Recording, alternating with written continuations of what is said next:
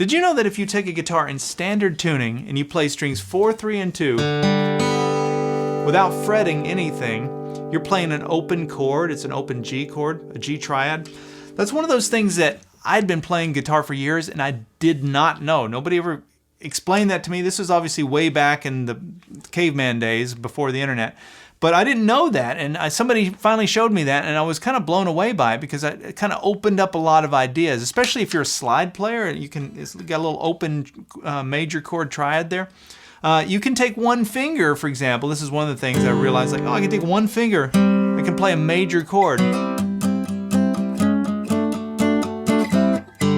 You know, so it kind of shined a light on some things. But what we're going to talk about in this video is some really cool stuff you can do, just limiting yourself to those strings, 4, 3, and 2.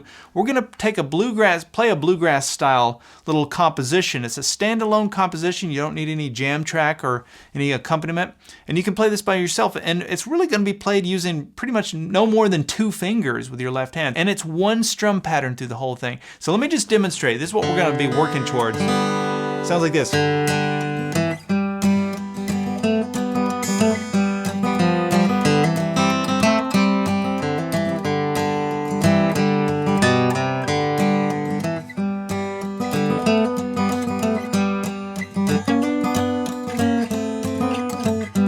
So watch this, there's a second part too.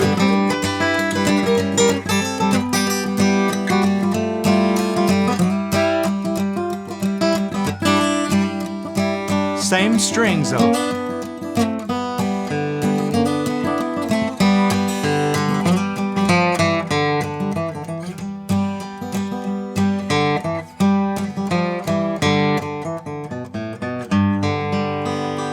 So I have a cleaner version of that with the tablature and everything. In this video, we're going to go through the first half of that. If you want to learn the entire thing with tablature, you can get all of that by going to activemelody.com and doing a search for ML139. So the first thing we're going to learn is this strum pattern. It's the same strum pattern that I used for the whole thing, and it looks like this.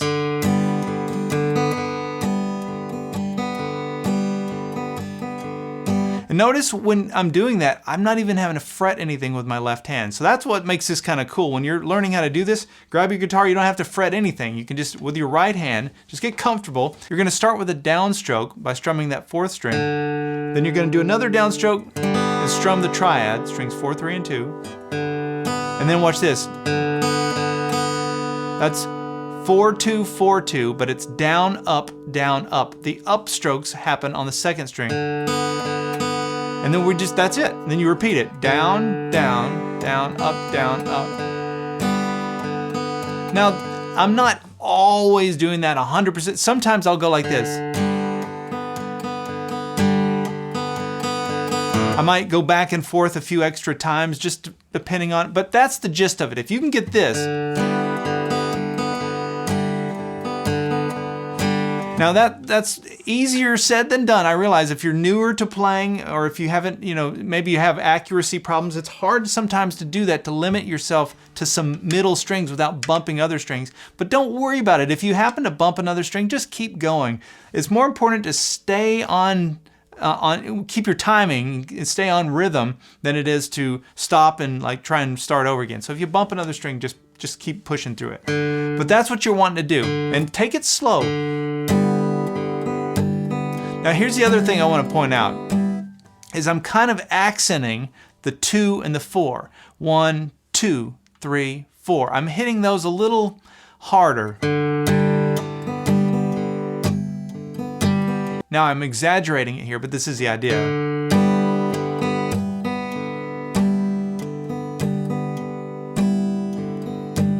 So here's what you can do with that. With one finger, you can do this. Check this out.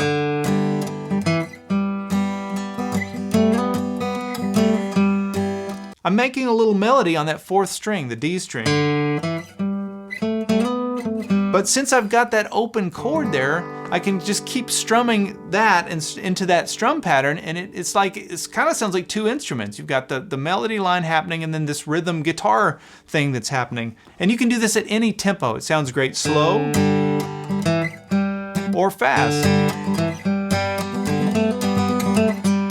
So once you get that down, let's start working towards the song. Once you get that strum pattern down, you're ready to take this song on. So it starts with that open D string, 2nd fret, then we come up to the 5th fret, up to the 7th fret, and I did a hammer on like that between the 7th fret and the 9th fret. So I didn't just use one finger for the whole thing, but I'm just doing that to demonstrate. So I was doing a hammer on to the 9th fret, 7, 5. So just remember those. Open, 2, 5, 7, 9, 7, 5. Now watch this. You hear that? That's a transition chord. That's a dominant 7. So what we're doing is I said the flat 7 of my G, and so I'm playing a G7 chord when I introduce this note. Isn't that cool? You can hear it. Same as a G7 like this. We know that sort of first version of your G7 that you learned. That's another flat 7. So backing up from the beginning, we have.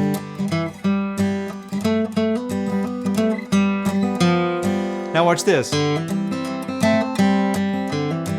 Now this is where we go to the 4 chord, and I'm playing a C chord. I'm still playing the same strum pattern, and I'm still staying on strings 4, 3, and 2, but now I have only one open string because I have to play my C note and my E note. My G is just open and ringing out. And by the way, these notes are all in your C chord like this, you know, that cowboy chord, right? You're just playing strings 4, 3, and 2, right? We're just not playing this note.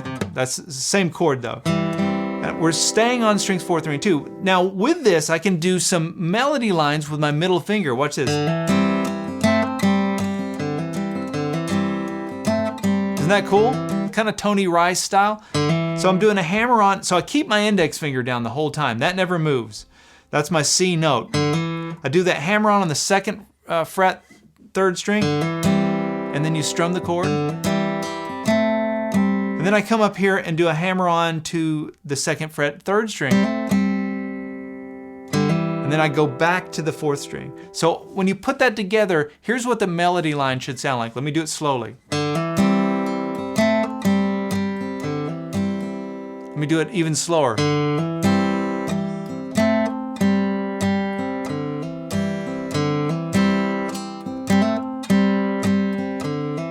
that cool? So it follows the same cadence as everything we had done prior to that. So from the beginning,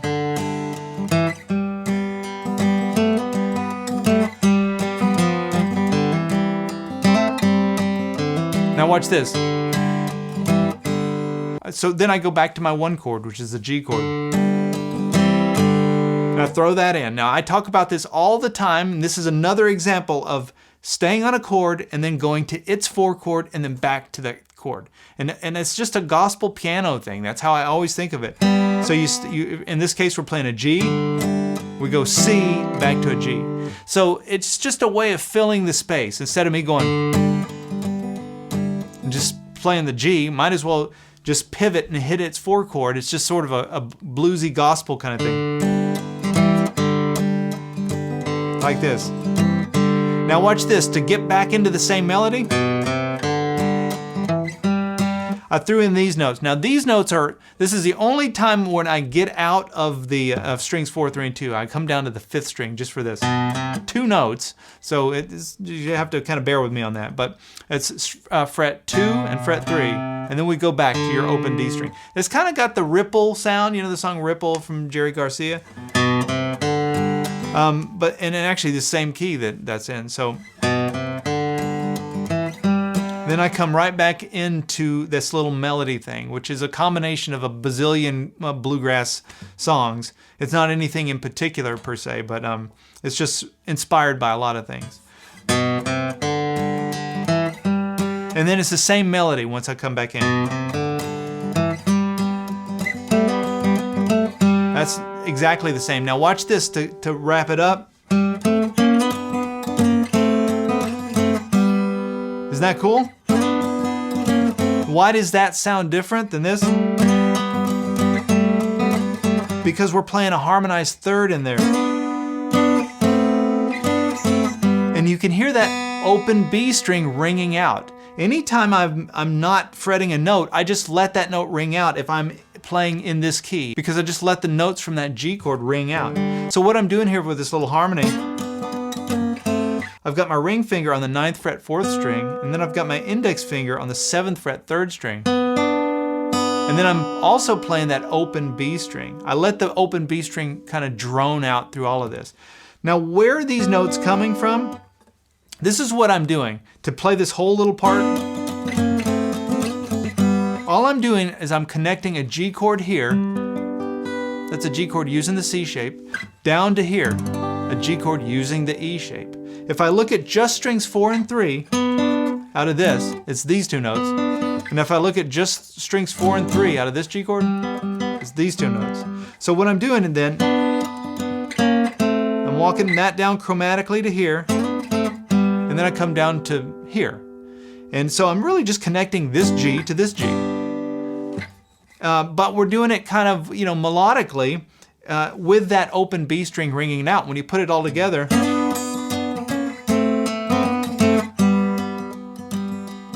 now notice I'm being really loose with the rhythm with the right hand. I'm not giving it a whole lot of thought. I'm just trying to keep that I'm trying to keep that feel going.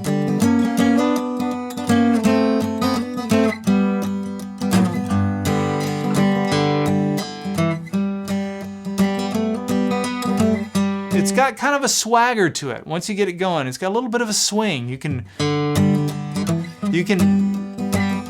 pat your foot to it.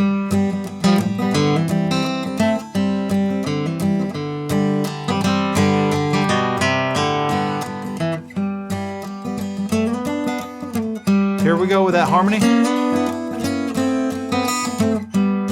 Notice when I did the little, I dug in. That's another Jerry Garcia-ism.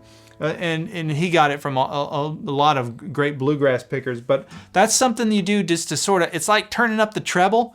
And it really, actually, it is turning up the treble. What I'm doing is I'm picking real close to the bridge back here. And I do that quite a bit if I want something to, if I want to really make something prominent. You can hear how treble it gets when you come back here. Verses down here, much more mellow.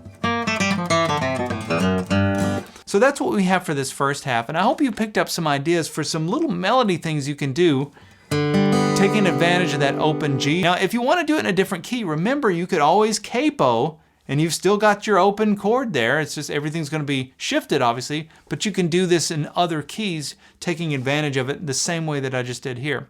So in the part 2 video, we'll come up here and get into some other stuff.